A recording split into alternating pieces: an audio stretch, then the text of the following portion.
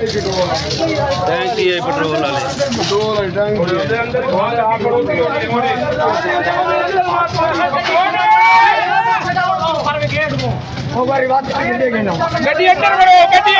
अंदर ले आओ अंदर बाहर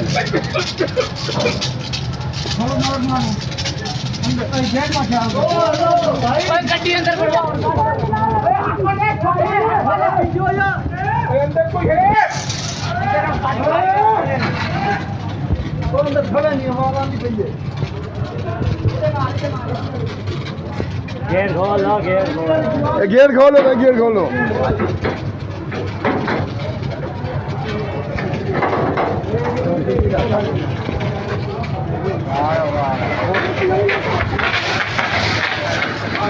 मार उसके दुकान दो